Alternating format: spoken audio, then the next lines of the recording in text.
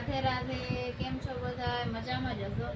તો આજે જો વરસાદ આવે એટલે આપણે સુરતીના ચોટલા ઘરમાં બેઠા બેઠા વાળી. અને આજ તો સીરાવાનું નથી કેમ કે આજ 11 છે.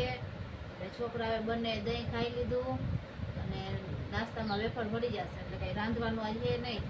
અમારે આજે ચા પાણી પીવાના છીએ. આજે વરસાદ આવે એટલે ઘરમાં બેઠા બેઠા સુરતીના ચોટલા ઓળું કાં સુધી જોવો ચોટલા વાળવામાં વાર લાગે. કેમ છે બધા? તો બધા મજામાં જ હશે. આજે જો આપણે દહીં ખાઈ લીધું છે અને નાસ્તામાં આપણે વેફર ફરી હરખું બોલ કેમ એમ બોલે છે એમ કર હરખું બોલ લે શું થયું ખબર એમ કર. હેલો ગાઈસ, કેમ છો બધા? મજામાં જ હશો. આજે જમનભાઈ ગળામાં ખાલી જમનભાઈ નાટક કરે છે કા જમનભાઈ? તો જોઈ નિશાળ જવા માટે તૈયાર થઈ ગયા આપણે જમનભાઈ. હમણાં બેન આવશે અને બધી પૂજા થઈ ગઈ છે. હવે ભગવાનને હંધે નાસ્તો દેવાનો હોય તો નાસ્તો દઈ દઈએ આપણે.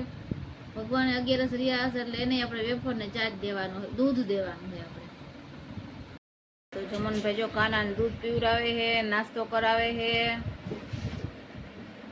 અને વેન આવી ગઈ એટલે શ્રુતિ ફટાફટ એના મોજા ગોતે છે ને હવે જાશે સ્કૂલે. તો જાનુ પૂજા પાઠ કરીને આવી ગયા છે ચા પાણી પીવા. કા આજ તો ઘી ઘર ને રોટલી નથી ખાવા દેવાની. આજ તો આપણે ચા પીવડાવવાનો હોય ને વેફર દેવાની છે. કા કેમ તું કે હું કહું એમ નહીં, આજ 11 હશે ને માનો એવા હો જા તમે.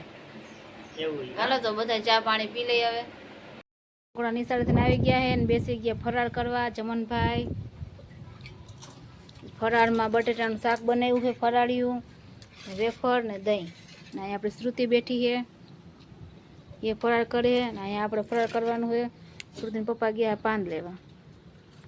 તો હાલો હવે બધા ફરાળ કરી લે. ફરાળિયું શાક બનાવ્યું છે બટેટાનું અને વેફર છે. 11 છે ને કાનાના કીર્તન ચાલુ થઈ ગયા છે. અહીંયા જમનભાઈ બેસી ગયા છે એનું ઢોલ લઈને. અહીંયા શ્રુતિ ને ડિમ્પુ બે કીર્તન જોમાં વાંચે છે, જોઈને ગાઈ. અહીંયા મીનાક્ષી છે, અહીંયા હર્ષિતા છે, અહીંયા ઊંચી બેઠી છે. આમ બધા ભેગા થઈને લાલાના કીર્તન કરી. હાલો બધા તમે બધા કીર્તન કરવા ભગવાનના અને ભગવાનનું નામ.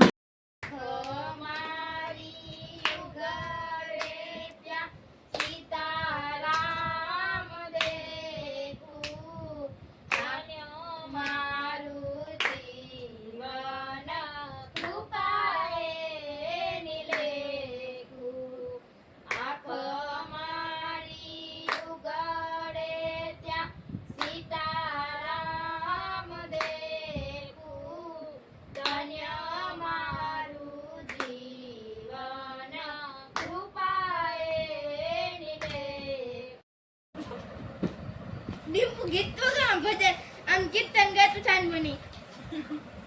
હાલો નાગર નટ અમારી દાંડી તોડી નાખી.